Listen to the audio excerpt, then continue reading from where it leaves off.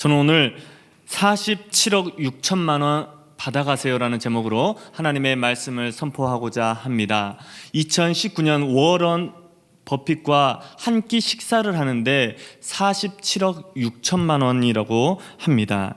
2000년대부터 빈민을 돕기 위해 자선 경매를 시작했는데 이때부터 지금까지 모은 돈이 3천만 달러, 우리 돈으로 357억 4천만 원이라고 합니다. 이 수익금을 샌프란시스코의 빈민구제인 그라이디 재단에 전달했다고 합니다. 워런 버핏과 함께 식사하려면 47억 6천만 원의 돈이 있거나 그 수준의 레벨이 되어야 합니다. 우리 성도님들 중에 혹시 47억 6천만 원의 돈을 소유하고 계시거나 그 다음에 같은 레벨의 성도님 계십니까? 여기 오늘 보니까 많이 계시네요. 여기도 계시고 여기도 계시고 여기도 계시고.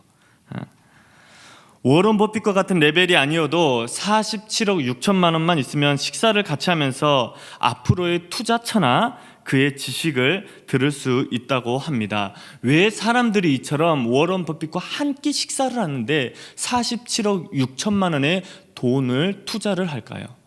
왜냐하면 그 워런 버핏과의 한 끼 식사를 통해 그가 가지고 있는 정보, 그가 가지고 있는 지식, 그가 투자하는 곳, 그 다음에 자기가 궁금한 모든 것을 물을 수 있고 답을 얻을 수 있기 때문입니다. 더 큰 가치와 부를 축적할 수 있기 때문입니다. 이렇듯 나보다 더 위에 있는 사람을 만나려면 그 수준의 사람이 되든가 아니면 그만한 값을 지불해야 합니다.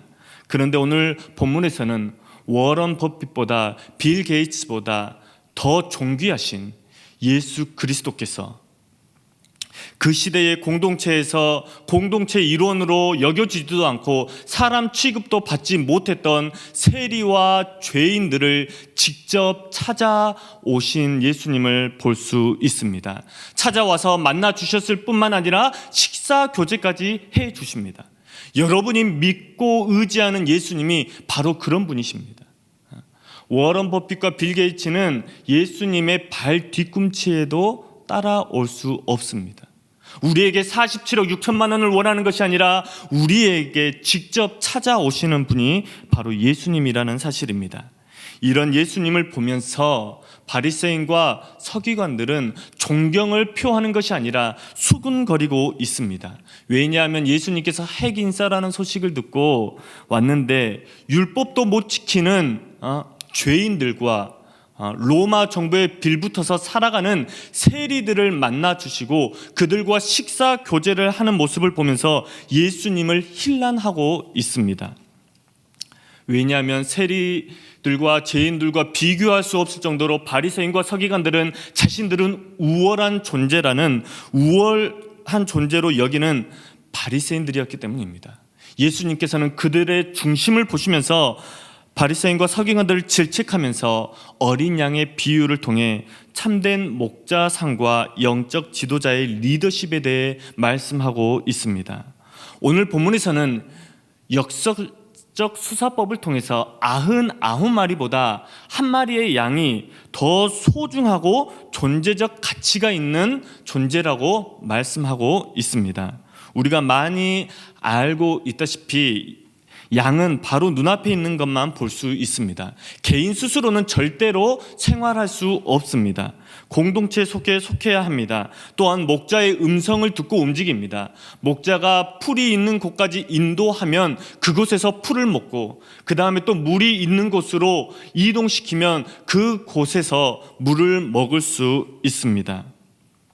전적으로 의존하는 존재가 바로 양입니다. 그렇게 양떼에게 있어 목자는 절대적인 존재라는 사실입니다. 우리 성도님들께서도 하나님 한 분만이 절대적인 존재이며 내가 의존해야 하는 존재임을 고백할 수 있는 은혜가 있는 이 새벽 시간이 되길 기도합니다. 그런데 오늘 말씀의 전후 문맥을 통해 알 수 있는 중요한 사실이 있습니다. 무엇이냐면 양떼들이 풀을 다 먹고 뜯어먹고 물을 마신 후에 목자의 음성을 따라 집으로 이동하고 있는 상황입니다. 그런데 한 마리의 양이 스스로 목자의 음성을 듣지 않고 공동체를 떠나는 모습을 볼 수 있습니다. 그 상황을 지금 묘사하고 있습니다. 우리가 기억해야 될 것은 하나님께서 나를 버리신 것이 아니라 나 스스로가 하나님께로부터 멀어져 가고 있다는 사실입니다. 나 스스로 하나님으로부터 멀어지고 있다는 사실을 우리는 기억해야 합니다. 목자가 이제 됐다, 집으로 돌아가자고 말하는데 이제는 멈춰야 한다, 이제 더 이상 가면 안 된다라고 말하고 있습니다.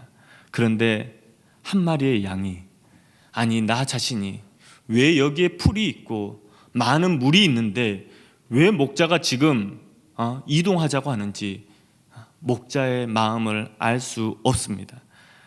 그래서 다시 처음에는 듣는 척하지만 목자의 음성을 듣고 움직이는 것 같지만 다시 자기 마음대로 행동하고 있는 상황입니다. 왜 그랬을까요?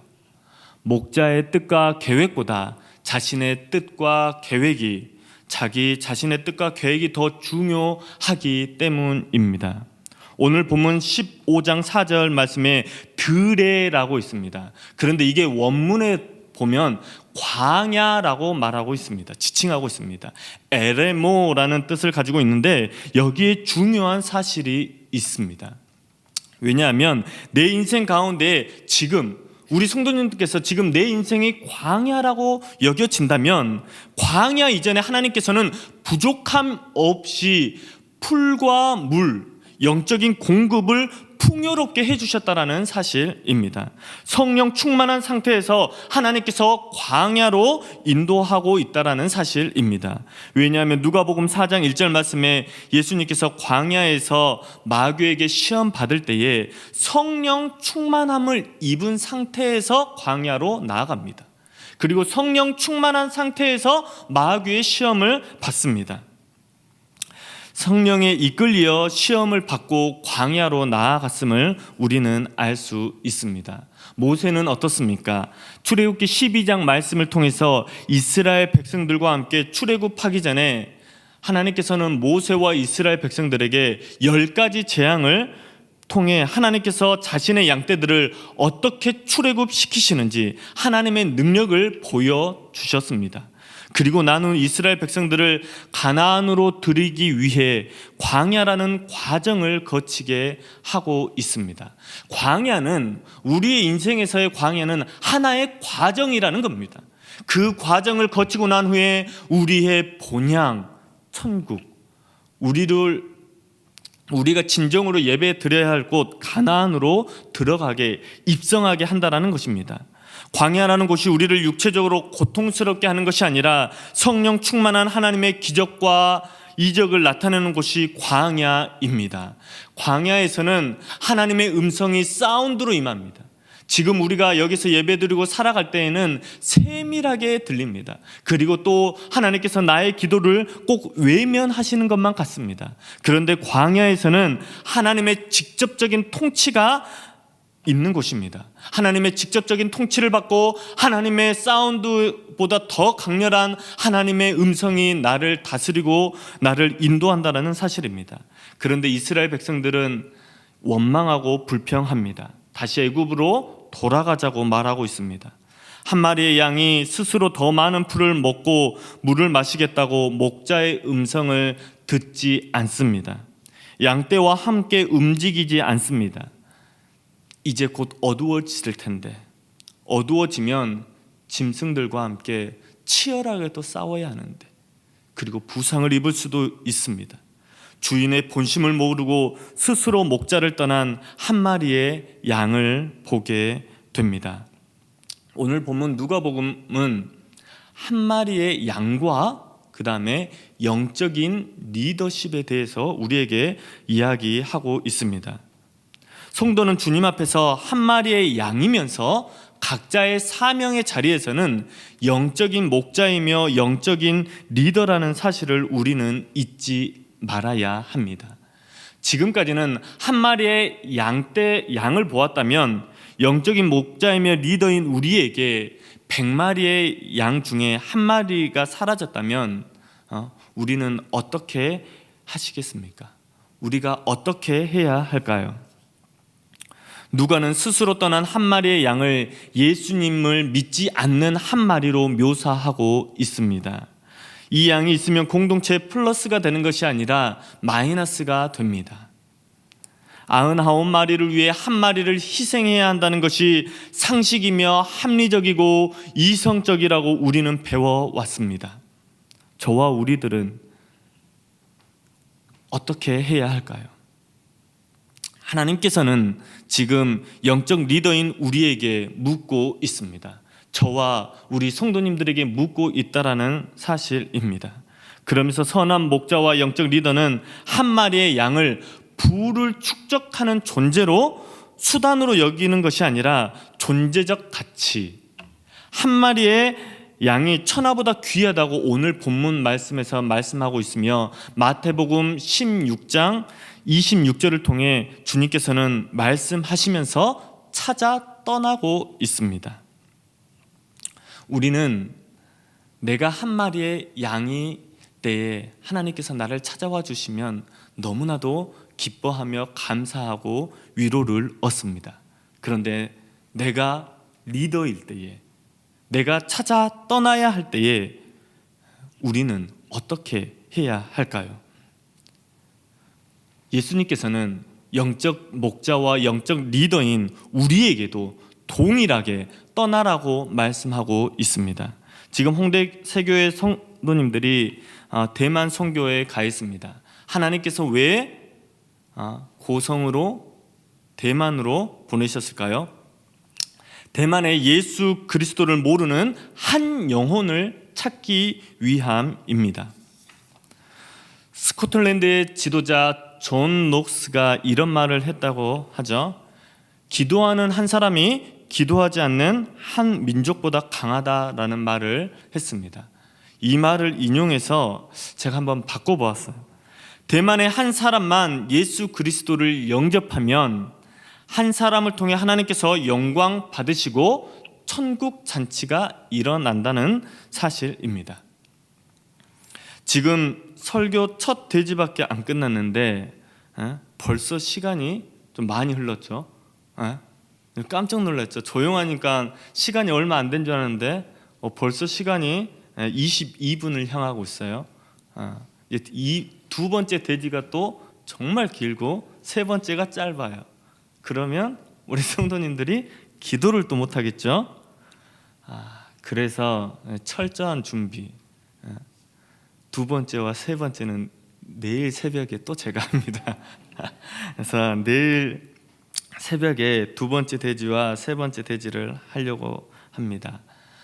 오늘 첫 번째 대지에 마무리하면서 오늘 또 예수 그리스도의 은혜와 하나님의 사랑은 남보다 우월하다라는 의식을 가지고 있는 사람이 아닌 세리와 죄인들을 찾아오십니다.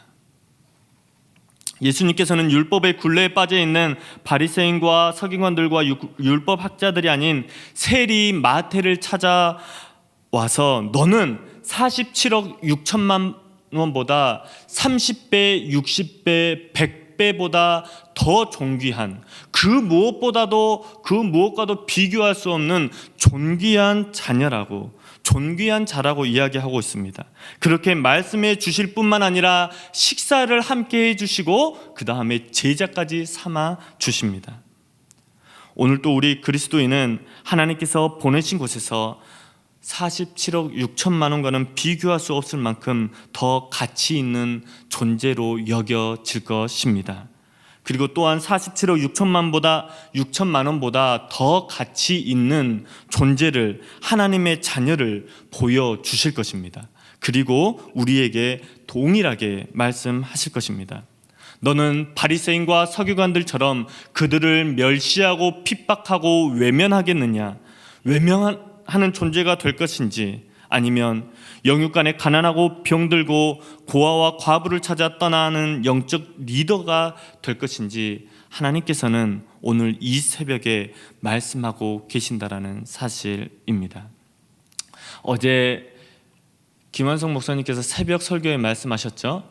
예수님께서는 가난하고 병들고 어린아이고 고아와 과부를 찾아와서 그들에게 질책하는 것이 아니라 책망하는 것이 아니라 그들과 소통함으로써 그들의 존재적 가치를 회복시키시는 존귀한 자녀임을 말씀하고 있고 관계를 회복시키고 있다라고 이야기하고 있습니다. 오늘 우리에게, 저와 우리 성도님들에게 하나님께서 원하시는 것이 바로 그러한 영적인 리더자라는 사실입니다. 우리는 주님의 곁을 떠나지 않는 한 마리의 양이면서 또한 영적 리더라는 사실을 우리는 항상 기억해야 합니다. 그렇게 하나님께서 보여주신 한 마리의 양을 찾아 떠난다면 하나님의 지혜와 능력과 권세와 또한 위로와 평안과 치유하심이 우리 성도님들과 함께 하실 것입니다. 또한 하나님께서 영광 받으시고 천국 잔치가 우리 성도님들을 통해 열리게 될 것입니다. 오늘 하루 그 주인공이 되는 은혜가 있길 간절히 기도합니다. 우리 다 같이 한번 일어나셔서 동행 찬양하겠습니다.